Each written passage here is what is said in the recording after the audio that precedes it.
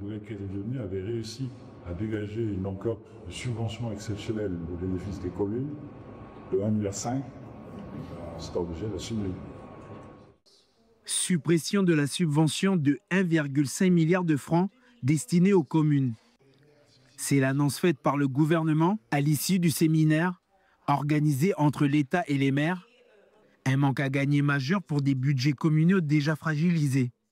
Donc je pense que c'est un peu facile et qu'il était aussi peut-être faisable de faire autre chose au niveau du gouvernement, c'est-à-dire de limiter les exonérations, d'aller chercher sans augmenter les impôts, mais de faire autrement que de taper sur les communes qui n'ont que d'autres ressources que les recettes fiscales de la Nouvelle-Calédonie ou de l'aide directe de l'État.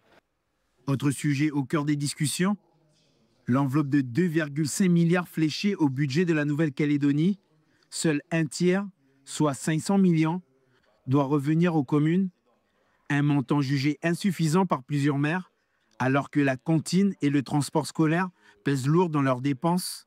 Le maire de Doumbéa appelle le gouvernement à revoir ses arbitrages budgétaires. On entend partout que les communes sont les acteurs les plus proches du terrain qui répondent aux attentions des habitants et des différents sujets de proximité. Mais on s'aperçoit qu'à chaque fois qu'il faut faire un ajustement, l'ajustement se fait sur le dos des communes. De son côté, Thierry Santa, membre du gouvernement en charge du budget, dit comprendre les inquiétudes des maires, mais il rappelle que les budgets de la Nouvelle-Calédonie traversent eux aussi une situation critique.